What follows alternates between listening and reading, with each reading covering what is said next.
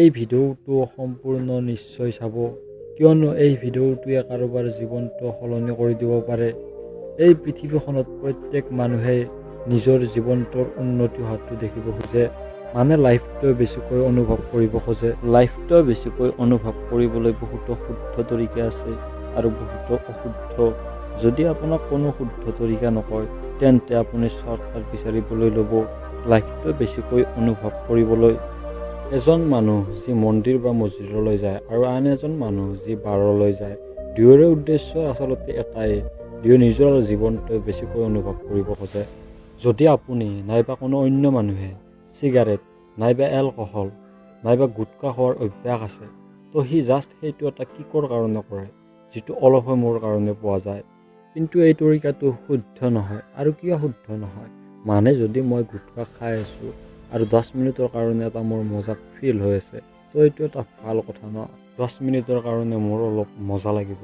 তো ফেক্টছ এইটো হয় যে এই ইউনিভাৰ্ছখন বেলেঞ্চিঙৰ প্ৰিন্সিপলত চলে, প্ৰত্যেকে নিজকে নিজে বেলেঞ্চ কৰি লয়। তো আপুনি নিচা কৰাৰ পিছততো 10 মিনিটৰ কাৰণে ব্লিচ হৈ থাকিবা, কিন্তু সেই 10 মিনিটে আপোনাৰ জীৱনৰ 10 দিন ল' কৰি দিব। কাৰণ 10 দিনত আপুনি যি নৰ্মেল মজা পোৱা, কিয়নো সেই মজাটো কম্প্ৰেছ কৰিয়েই মাত্ৰ 10 মিনিটতে অনুভৱ কৰি লয়। সেইকাৰণে যেতিয়া নিচা গুচি যাব, তেতিয়া আপোনাৰ আহিব লগা সময়খিনিত উইথড্ৰল চিম্পটমছ হ'বলৈ ধৰিব, একো ভাল নলগা হ'ব। কিয় নালাগিব? কাৰণ আপুনি ইমানখিনি সময়ৰ মজা এটা সময়তে অনুভৱ কৰি লৈছে। গতিকে নেক্সট দিনা আকৌ সেইটোৱে সেৱন কৰিবলৈ ল'ব আৰু বেছি মাত্ৰাত কৰিবলৈ ল'ব। সেই চেম হাইক ফিল কৰিবলৈ বেছি মাত্ৰাৰ সেৱনে আপোনাৰ মেণ্টেল ইফেক্টৰ লগতে ফিজিকেল ইফেক্টো কৰিবলৈ ধৰিব। নিচাৰ দ্বাৰা আপুনি আপোনাৰ লাইফটোক ইনহেঞ্চ কৰি নিজকে নিজে আগলৈ লৈ যাব খোজে, কিন্তু ই আপোনাক পিছলৈ লৈ আহে। আজিকালি পৃথিৱীখনৰ প্ৰত্যেক মানুহে নিচা কৰে, আৰু যদি আপুনি নকৰে তেন্তে আপুনি নিজকে লাকি বুলি ভাবক। আৰু যদি আপুনি কৰে তেন্তে এইটো আপুনি লজিকেলি নহয়, অন্তৰৰ পৰা ভবাৰ প্ৰয়োজন। আৰে নিচা কৰা যদি আপুনি সফলতাৰ নিচা কৰা না, নিচা কৰা যদি প্ৰেমৰ নিচা কৰা না, নিচা কৰা যদি টকাৰ নিচা কৰা না, নিচা কৰা যদি আপুনি মানুহৰ লগত সম্বন্ধ ভাল কানেকশ্যন বনোৱাৰ নিচা কৰা না, নিচা কৰা যদি আপুনি নিজকে নিজে ফিট আৰু ফিট থকাৰ নিচা কৰা না। কাৰণ এইবোৰ এনেকুৱা নিচা যেতিয়া আপুনি কৰে তো সমাজে আপোনাৰ গুণ গায়, আৰু যেতিয়া সকলোৱে গুণ গাব তেতিয়া আপুনি যিটো মজা অনুভৱ কৰিব ন, সেইটো মদ বা ড্ৰাগছতকৈ লাখ গুণে ওপৰত। নিচাক আপুনি যদি বৈজ্ঞানিক ৰূপত ভাবে তো হ'ব পাৰে ই আপোনাৰ জীৱনটো সলনি কৰি দিব পাৰে। নিচাৰ মেইন কাৰণ হৈছে কেমিকেলছ, মানে মগজুত ভৰি থকা ৰসায়ন। তেনেকুৱা বহু ধৰণৰ কেমিকেলছ আপোনাৰ মগজুত থাকে, যেনে ইণ্ডৰফিন, অক্সিটচিন, চেৰ'টনিন আৰু সকলোৰে ৰজা ডপামিন। বাহিৰৰ জগতত বহুতো ডাঙৰ ডাঙৰ ফেক্টৰী দেখিছে, কিন্তু আপুনি চাগে নাজানে সকলোতকৈ পাৱাৰফুল ফেক্টৰী আপোনাৰ ভিতৰত আছে, আপোনাৰ এই মগজু। অক্সিটচিন, যেতিয়া আপুনি কাৰোবাৰ গলত লাগে বা অন্য এজন মানুহৰ হাতত ধৰে, তেতিয়া অক্সিটচিন নামৰ কেমিকেল ৰিলিজ হয় আপোনাৰ মগজুত। ফ্ৰেণ্ডশ্বিপত অক্সিটচিন ৰিলিজ হয়, আৰু যেতিয়া কাৰোবাৰ হাতত ধৰি যাই থাকে তেতিয়া অক্সিটচিন ৰিলিজ হয়। অক্সিটচিনক বণ্ডিং কেমিকেল বুলিও কোৱা হয়।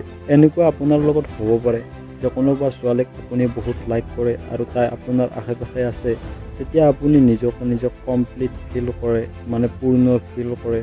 আৰু যেতিয়া তাই দূৰত গুচি যায় তেতিয়া আপোনাৰ মাইণ্ডটোও তাইৰ ফালে গুচি যায়, আৰু সেইটো আপোনাৰ ইউনিভাৰ্ছৰ চেণ্টাৰ বনি যায়।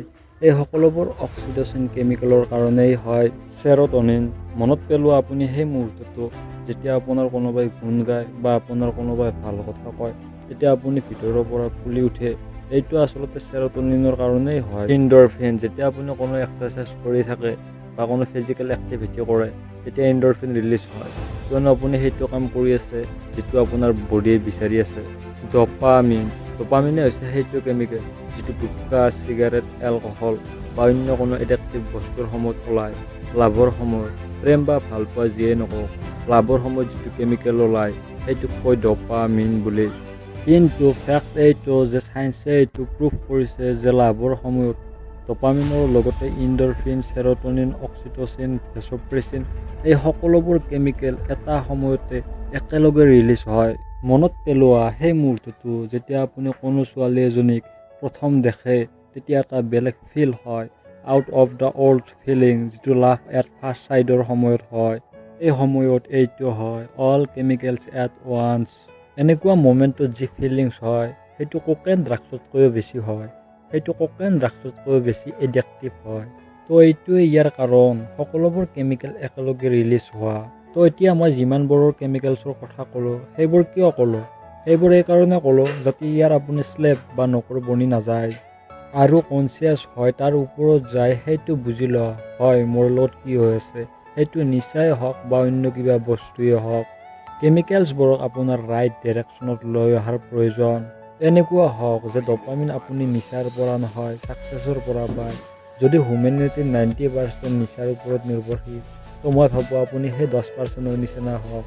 নিচা এখন জাল আৰু একো নহয় যি অলপ সময়ৰ কাৰণে আপোনাক মজা অনুভৱ কৰায়, কিন্তু জীৱনভৰ আপোনাক নৰক দি যায়। ভিতৰৰ পৰা সুখী, এইটো কথাটো আপুনি নিশ্চয় শুনিছে। আচলতে এইটো 100% সঁচা যে সুখৰ বাবে আপুনি বাহিৰা বস্তু নিচাৰ ওপৰত নিৰ্ভৰ হোৱাৰ প্ৰয়োজন নাই। হেপিনেছ কামছ ফ্ৰম উইথিন, আপোনাৰ ভিতৰত, আপোনাৰ হৃদয়ৰ ভিতৰত পিচ আছে, হেপিনেছ আছে, ছেটিছফেকশ্যন আছে। আপোনাৰ হৃদয়খনটো গোটেইখন এখন ইউনিভাৰ্চ হয়, যিখন বাহিৰৰ ইউনিভাৰ্চতকৈ বহু বেছি ডাঙৰ হয়।